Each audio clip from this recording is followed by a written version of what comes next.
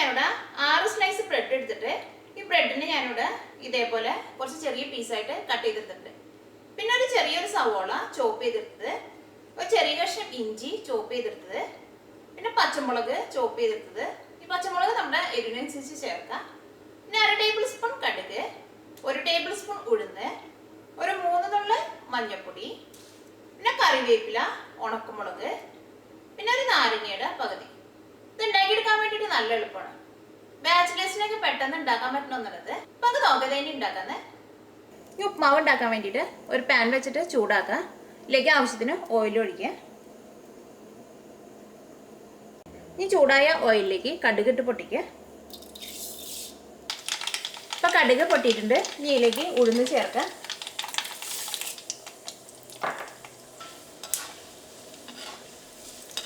ഈ ഉഴുന്ന് നന്നായിട്ടൊന്ന് മൊരിയണം.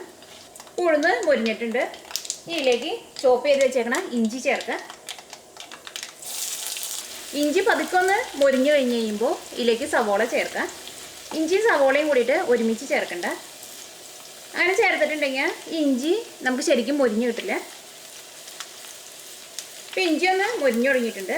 ഇതിലേക്ക് ചോപ്പ് ചെയ്ത് വെച്ചേക്കണം സവോള ചേർക്കാം. പച്ചമുളക് ചേർക്കാം.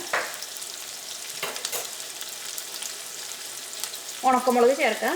ഉണക്കമുളക് ചേർക്കുമ്പോൾ പതുക്കെ ഒന്ന് ചെറുതാക്കിയിട്ട് ചേർക്കാം. കറിവേപ്പില ചേർക്കാം.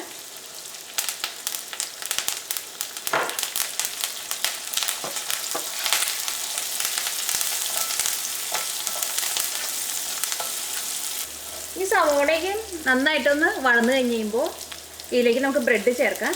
ആ സവോള നന്നായിട്ട് മൊരിയേണ്ട ആവശ്യമില്ല. ഈ ബ്രെഡും കൊണ്ട് ഇതിന് ഉപ്മാവ് ഉണ്ടാക്കുമ്പോൾ ഇതിലേക്ക് വേണമെന്നുണ്ടെങ്കിൽ തക്കാളിയും കൂടിയും ചേർത്തിട്ട് തക്കാളിയും ഒന്ന് വഴറ്റിയെടുത്ത് കഴിഞ്ഞിട്ട് ഇതിലേക്ക് ബ്രെഡ് ചേർത്തിട്ടും ഉപ്മാവ് ഉണ്ടാക്കാം. പക്ഷേ ഇതാണ് കുറച്ചും കൂടി നല്ല ടേസ്റ്റായിട്ട് എനിക്ക് തോന്നുന്നത്. അപ്പോൾ സവോളയൊക്കെ ഒന്ന് വളർന്നിട്ടുണ്ട്. നമുക്കൊരു മീഡിയം ഫ്ലെയിമിൽ വെക്കാം. ഇതിലേക്ക് ഒരു 3 നുള്ള് മഞ്ഞൾപ്പൊടി ചേർക്കാം.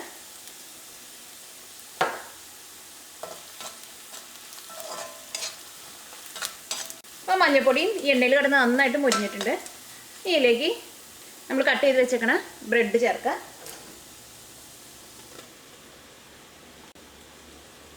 ഇതിലേക്ക് ആവശ്യത്തിന് ഉപ്പ് ചേർക്കാം. ഇതെല്ലാം കൂടിയിട്ട് നന്നായിട്ടൊന്ന് മിക്സ് ചെയ്യാം.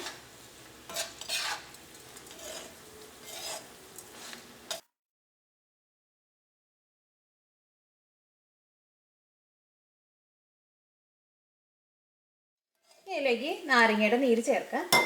നമ്മുടെ ടേസ്റ്റിനനുസരിച്ച് ചേർക്കാം.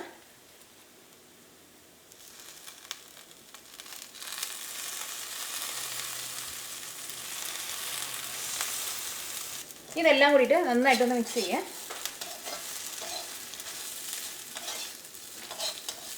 അപ്പം നാരങ്ങ നീരും ഉപ്പൊക്കെ ബ്രെഡിൽ നന്നായിട്ട് മിക്സ് ആയിട്ടുണ്ട്. നമുക്ക് തീ ഓഫ് ചെയ്യാം. അപ്പം ബ്രെഡും കൊണ്ടുള്ള ഉപ്മാവ് റെഡി ആയിട്ടുണ്ട്. ഇത് ഉണ്ടാക്കിയെടുക്കാൻ വേണ്ടിയിട്ട് നല്ല എളുപ്പമാണ്.